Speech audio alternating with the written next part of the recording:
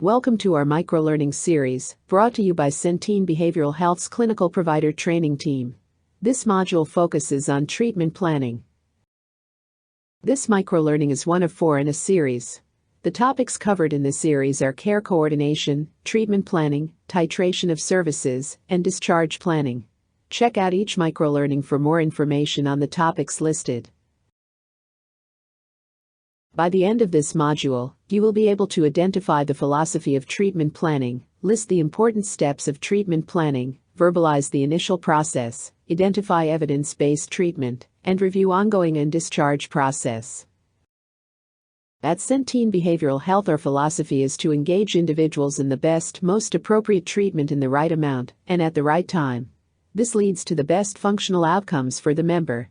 This is accomplished when we provide holistic solutions to problems that impact health issues through focus on individuals, recovery, and community integration. The goal of a treatment plan is to communicate about how to meet the needs of our member. The treatment planning process should be driven by a person-centered approach. This means that the plan is developed collaboratively with the member and/or guardian that focuses on their strengths, desires, and areas they want to change. The member is involved in creating goals, agrees on the goals, and signs the treatment plan.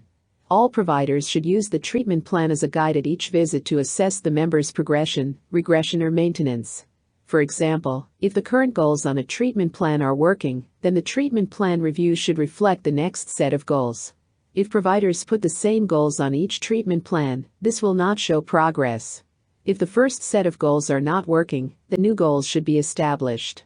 Clinical documentation should reflect what techniques are being used in session, how the member is benefiting from the interventions, and how the member is engaging in session. Discharge planning begins when we first meet with the member and continues throughout the entire treatment process. As a provider, the initial process is crucial in gathering information to complete a person-centered treatment plan. First, providers will want to complete a biopsychosocial assessment. Providers will also conduct an in-depth interview with the member under their supports to assess the current situation, the member's baseline behavior, and what the member wants to address during this time. Providers should utilize screening tools to gauge severity of symptoms and possible substance use. Providers will want to assess the member's culture and adding that information into the treatment plan. Providers will also want to have a documented DSM-5 diagnosis, which is consistent with the presenting problems, history, mental status exam, and assessment data. All of these items work together to build a picture of why this individual is needing services. You are ready to create a person-centered treatment plan. You will want to discuss with the member what strengths can be incorporated into their treatment plan. Providers should work collaboratively with the member to build goals that are relevant to why the member is receiving services. It is preferred to use the SMART goals method when developing goals. SMART stands for specific, measurable, attainable, relevant, and time frame. This method helps goals to be measured and adjusted over time to show incremental progress or regression. SMART goals can be specific to meet the member's needs rather than broad. The goals should have a time frame, which should be no more than 90 days. Providers should ask the member if they can identify any barriers for each goal. The provider and member can dig deep into the reason and background behind the how and why of the identified barrier. Be sure to document the barriers in the treatment plan. It is recommended that each goal has 2 interventions. One is for the member and one is for the provider. Interventions are action statements on how the goal will be accomplished. To further develop a person-centered treatment plan, let's discuss how to incorporate evidence-based practices. While it is important to know the member, their personality, and their receptiveness to recommendations, it is also important for providers to be mindful of their personal style. There may be times when you have to adjust your approach to provide the best method for the member and to increase member engagement. Motivational interviewing can guide that potential and facilitate the natural change process that is already inherent within the member.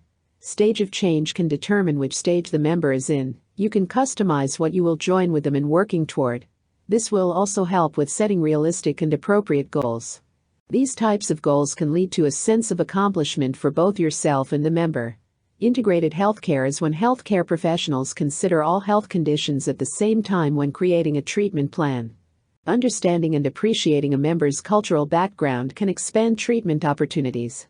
Every culture has specific values that can be used in treatment, such as the support of extended families and of religious or spiritual communities. By appreciating a member's culture, providers can tap into the most effective treatment strategies that are based on the personal and social strengths of each member. Recovery model is defined as the process of change through which members improve their health and wellness, live a self-directed life, and strive to reach their full potential.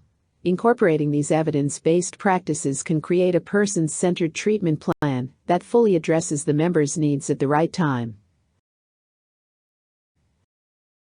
Now that we have discussed evidence-based practices to incorporate in treatment planning, let's review what the ongoing treatment process may look like.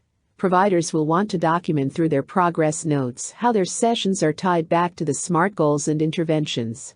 Document the date that goals were initiated, revised, and completed. Providers should conduct ongoing assessment as to whether or not the treatment plan, goals, and interventions are working. If the goals are not working, providers should ask themselves, what can we do differently? Any changes will need to be reflected in an updated treatment plan. There may be instances in which the provider will assess the possibility of titrating services. It is feasible to consider a reduction in services based on how the member is responding to treatment. It is recommended that the provider has a collaborative conversation with the member about eventual discharge in order to wrap up the treatment plan. If you would like additional information about services titration or discharge planning, please check out those microlearning modules. Centene Behavioral Health's mission is to help people live their best lives by being the trusted partner to create superior solutions in behavioral healthcare and wellness. We simply can't meet this mission without our providers, and appreciate the work you do to meet our members' needs. If you are experiencing any barriers to treatment planning or have any additional questions, please contact Hope Tomford at the information provided on your screen. Thank you for attending this microlearning on treatment planning. References for this microlearning are shown here. If you would like to review any of these references, please click the pause button and write down the items of interest. To move on from this video, please click the next button at the bottom of your screen.